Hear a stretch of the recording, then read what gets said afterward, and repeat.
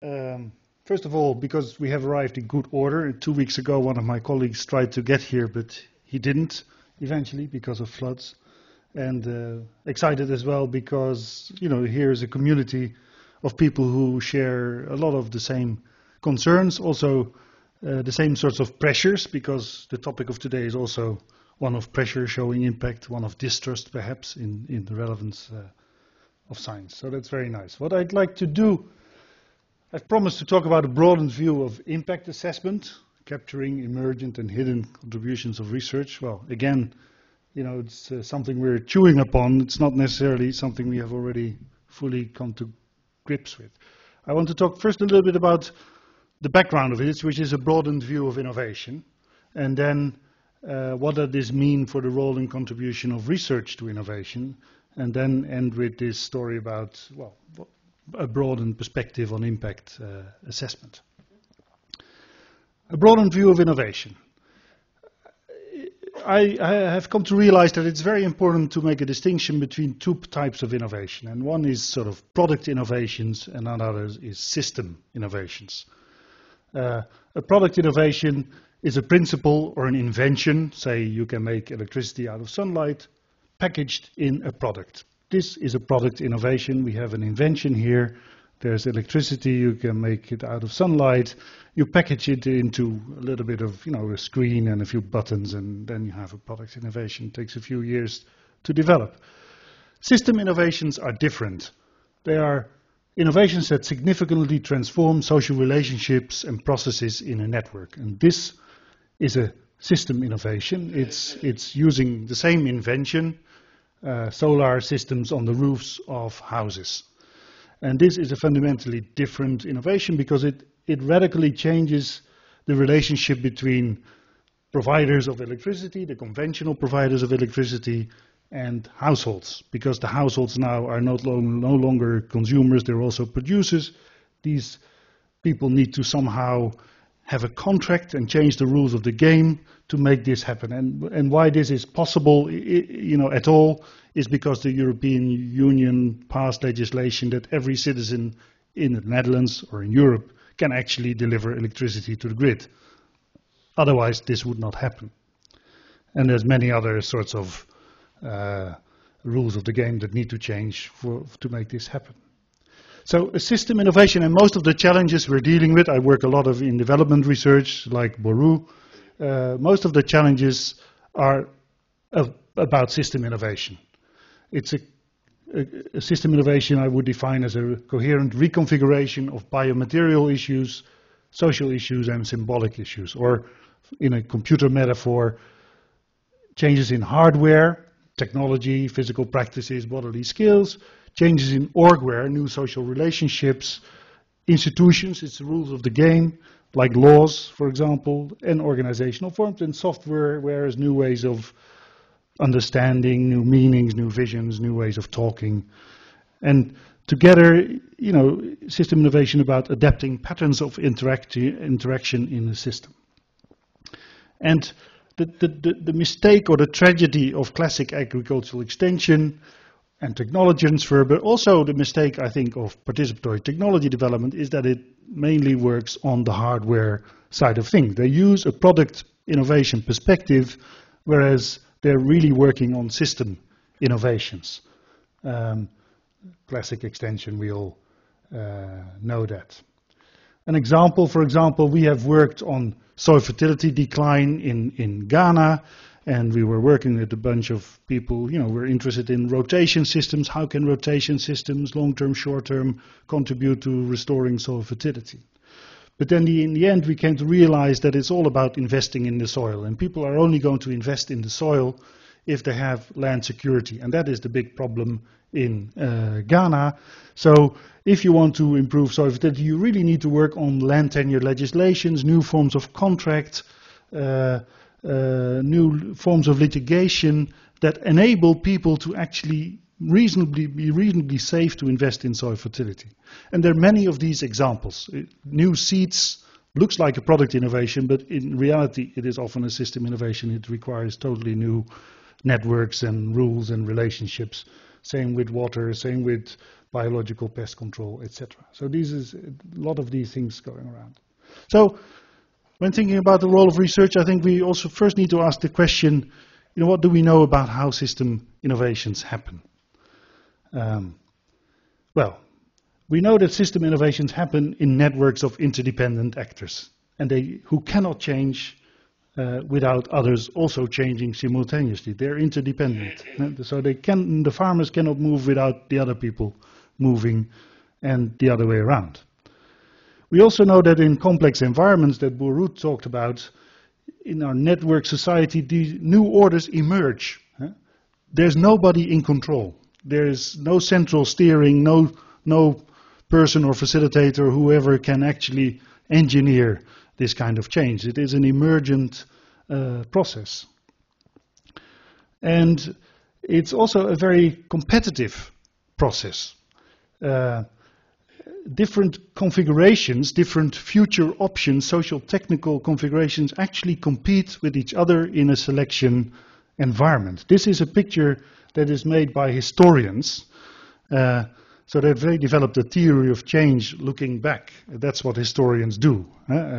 They try to explain why it is that we have fossil fuel cars while the electric car was there first. So that's those kinds of questions. It's very interesting, I think, for us. What you see here, you see sort of vaguely an adoption curve here. But you see three levels. There's a level called socio-technical regime, there's a niche level, and there's a landscape level. And you see here a regime maybe changing in form over time. So this is the socio-technical regime. You could also say it's a dominant setup that we are in at a given moment in time. For example, if we think about our energy system, car driving, it's a fossil fuel-based system. And there's a dominant technology, fossil fuels, there's a dominant infrastructure, roads and filling stations everywhere. There's a certain culture of car driving, a car needs to make a bit of noise and needs to be fast, and there's a sectoral policy, there's markets, the whole system is organized very well. It's very hard to compete with that very well organized system if you want to introduce an electric car or a hybrid car or a hydrogen car or a biofuel car. You're competing with the dominant system. And poverty is the same. Poverty is also a dominant system that is there and that it's very hard to compete with. So institutions, that's the same as regime. It's the rules and arrangement that orient human interaction, formal and informal. And I think I treat it sort of simultaneously as regime. And there's lots of institutions or rules of the game that provide stability and that require innovation in development settings. We have international and local trade and market regulations which really pose constraints to people taking up development. There's land tenure and litigation systems that prevent investment in soil fertility. There are individual credit and saving regulations which make it impossible for people to get credit. There are rules governing national resources that are maybe dysfunctional and lead to exploitation. There are patronizing clientelist systems. There are standards and certification systems that are so difficult to get access to that it's excluding people. And also there's dominant theories in our own environment about development as a process and correspondent donor-driven M&E regimes that the regime that WUR talks about is very different from the dominant monitoring evaluation regime. And also our incentive systems in science are maybe a bottleneck in many cases. So another issue is that many of these institutions are quite invisible. They're rules of the game. Like in a soccer match, if you don't know the rules of the game, it's very hard to elicit the rules of the soccer game by just watching the game. So what we actually know and see is often the tip of the iceberg, and the institutional constraints become visible only when you try to change them in action. So that was the sort of the regime level. Now the niche level is the level where they're experimental spaces. This is where people are trying new things, new technical things, but also new social arrangements and new kinds of contracts and new rules of the game. And you see there's often many different niches, and most of them fail. That's also necessary. You need a certain amount of redundance for you need 10 niches for one or two to succeed. So these niches, they compete with each other, but also with the dominant regime. So they're the variation. This is sort of an evolutionary, co-evolutionary view. The niches are the variation in the system from which things become selected or not. We get hydro or wind energy or solar. They're competing with each other. They're also competing with fossil fuel. They're weakening each other as well. So this is, well, that's the niche area. And then there's the landscape area. These are the larger trends that are the selection environment. So if, for example, a couple of years ago, energy prices went sky high and then everybody started to invest in biofuels, for example. That's a landscape trend which determines whether or not these niches can have success or not, or co-determines that. So okay, that's a historical perspective. If we translate, what do we know about the conditions for system innovation to happen? And historians have done a lot of research. They have identified different pathways and patterns of how these niches, regimes, and landscapes interact. I'm not going to go in detail with that, but the more important factors are pressure. You need, for anything to change, you need pressures in the system. Natural pressures, social pressures, sudden pressures, gradual pressures. Pressure is an important thing. And you need readiness or timing of multiple solutions. You need this variation, both in the technical sense and in the social sense. And so you need resources that allow experimentation, the making of mistakes. You need to try out many different things to learn from it, to make sure that they become mature. You need high quality learning and social learning and adapting to changing conditions, what Baru also talked about.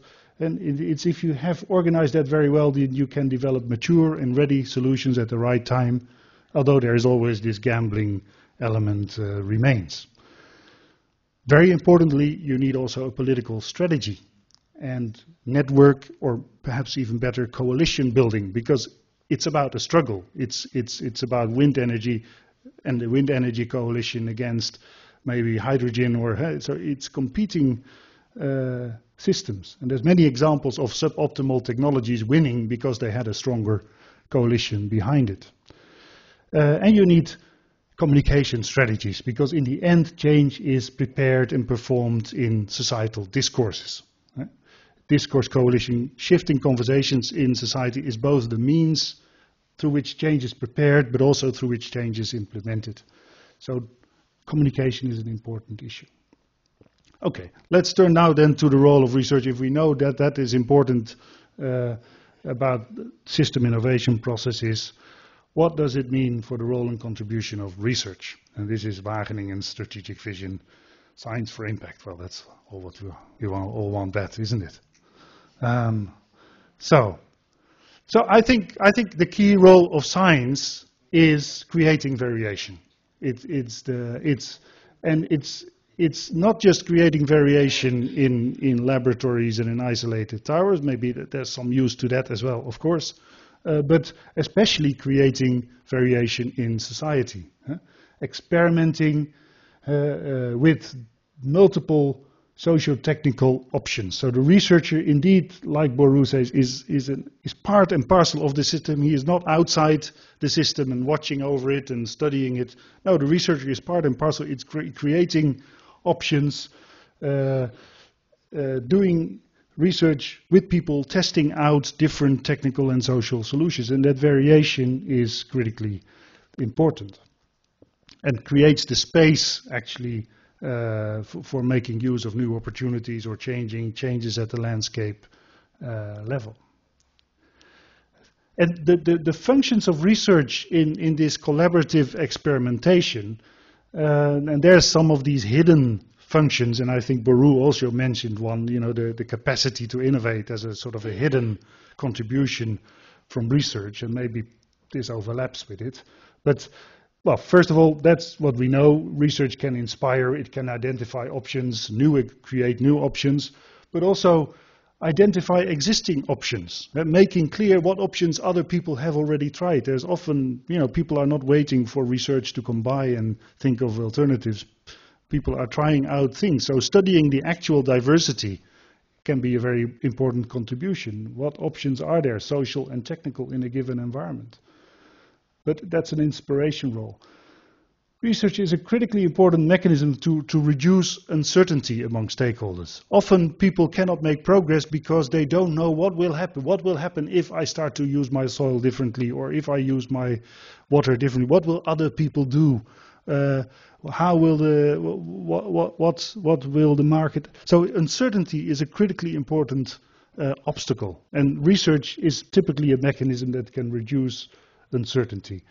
Research is a mechanism for creating common points of departure that are necessary for people to coordinate. People cannot move on their own, they need to coordinate, and then they need shared sort of understandings, complementary views, common points of departure. Research can be an important function is to improve relationship. Doing something together, doing research together actually is something that improves human relationships. Joint faction in negotiations, if you have a conflict, bring research in. That's the best strategy to solve conflicts in many cases. So these are sort of functions of research that maybe we don't usually think of, but that are really potentially important. And of course, research can generate all sorts of unexpected feedbacks and eye-openers for people in the system. So you need that sort of functions of research. You need them not just at local level, you need them at different levels. So that's why the CG and others talk about innovation platforms, cutting across different levels. You also, for research to be able to play that role, you need sort of new kinds of intermediation, not the classic agricultural extension, but people identifying these initiatives and perspectives and options, people linking people, building these coalitions, eliciting questions, the uncertainties. If you ask people what are your uncertainties, they don't know. So you really have to, it's a very complex process to elicit what it is that people are wondering about and to facilitate. So these innovation intermediaries are also really important. But an important thing is that, and I think Boru hinted at that as well, is that research can influence societal interaction while it is in the making. Research, we're often obsessed with the results of the research or the outputs of the research, the articles or the papers. But no, research has often a lot of influence while it is being carried out in ways that we don't really expect. This is a picture of one of my PhD students, Jessica Milgrom. She was working in this park. Here's South Africa. It's Mozambique, the corner of Mozambique. Here's South Africa, here's Zimbabwe. And this is Limpopo National Park. And this was turned into a trans-frontier conservation area, which meant that actually the fences between Kruger and this park were removed, and then the elephants and the lions, they happily moved into the park. But of course you see that there's a lot of people here living in the park, and these people they were supposed to resettle. It was forced resettlement. And my researcher was looking here she was doing research in that park. And all she was doing at that moment was collecting data about what are the resources that people have, how much land do they use, what trees and how much crops and how does the agricultural system. This was just data collection, what she was doing. And the fact that these data were there actually immensely changed the interaction between, or immensely, I'm exaggerating, but changed the interaction between the park authorities who wanted to get these people out and the people in the park, because these people suddenly knew an awful lot about their system and had a lot of data, hard data, and it was the availability of that data that changed the negotiation game between them and also changed the outcomes of the compensation that people were going to get when moving out. So here the impact was there way before it ever became sort of a scientific article. So here you see the people actually moving from the park. Well, there's more examples. Mark has some good, Mark Schut over there, my dear colleague, has another few examples, but I have no time to put them on here. Okay, so in terms of a broadened view on impact assessment, So I think it's very important to somehow, because change processes, these system innovation processes, they have a horizon of 10, 15 years. They're not short-term projects. They're 4 year, 3 years. You don't see anything, or you don't see a lot after 3 or 4 years. So you have to somehow, although a lot of things has happened, so how can we capture those sort of intermediary steps towards a system innovation? That is sort of what we're struggling with. So, well, it means that often we only focus on hardware, the technology, and the availability of technology.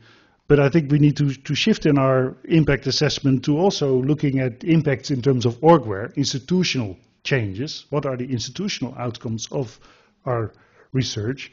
What are the changes in software, people's visions, people's ideas, people's discourses over time? And discourse analysis, I think, is a very interesting, especially in the time of social media and Twitter and Facebook. There are fantastic ways of doing discourse analysis and capturing how discourses in society change, including the learnings from necessary failures. Actually, the failures are necessary. So, I mean, if you say, well, this project had no impact, well, what actually do we say? Yeah, maybe we learned a lot from it. So it had an impact after all. So capturing these learnings from failures is an impact in itself. We need to not only measure things at the household level, which we often do, in income per capita, but we need to look for network level changes in the network configurations, changes in the strength of coalitions, changes in the composition, resource base of these networks, etc. We need to not just look at adoption but also agreement between people, not just look at intended but also unintended consequences or goals. Not just look at the impact of the scientific outputs, but also the impact of the scientific process, and not looking for isolated attribution, but for contribution. Well, that's, I think, I've heard that several times already in the short time that I'm here, so that seems to be agreed. And well, again, like you or like the previous presentations, I think the core is in doing process research, and we're exploring different sort of methodological building blocks for doing this, or we have explored partly already. We were doing a lot of innovation histories, and I think I saw a similar timeline in one of the previous presentations. So we're making timelines of critical moments, both critical moments of where things started to move, but also critical moments where things got stuck, stability.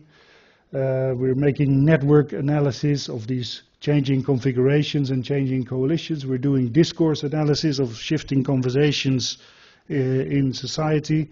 And we try also to do some causal process tracing, in the sense of, okay, if we have reconstructed indeed, well, how plausible is it that this project or this research has somehow been influential? So there's certain techniques through which you can actually do that in a more systematic way, because that's needed.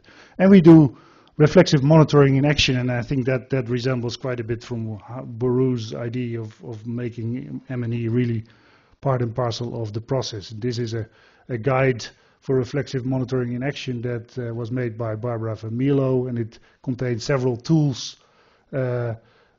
for doing, indeed, making collaborative diagnoses, maintaining learning agendas, looking at the match between intervention and constraints, etc. But it's like Borough's story. It's about enhancing the system innovative learning that you need in order to make progress. And Mark has also, I think, translated part of this in tools that are used more easily used in international development. But it's freely downloadable from our website.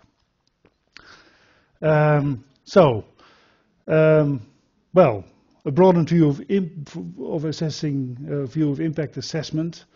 I think the core challenge for us is to navigate the enormous gap that I think exists between sort of the dominant illusion of control modes of thinking about how change happens or should happen and how research contributes. And I'm working in the same environment as WUR, which the CGIAR, International Agricultural Research. And I think the illusion of control among donors is enormous. They want to predict and plan everything, and it is absolutely, well, from an anthropological point of view, it's very interesting. Let me say that. But there's an enormous gap between how they think about how change happens and how we should sort of defend the role of research and how change actually happens in real life. I think that is an enormous tension that I feel. And well, to deal with that, I think we need to be more credible ourselves. We need to develop better systematic methodologies, building on these innovation histories, and that's why it's exciting to be here, because you're trying to do similar things. But also, I think we need to get donors and funders to read history, because to be honest, historians have figured this out already for a long time. They know how change happens and has happened in the past, and there's many stories in history that show that you cannot plan and engineer change through log frames or pre-existing theories of change or things like that. So that was my contribution.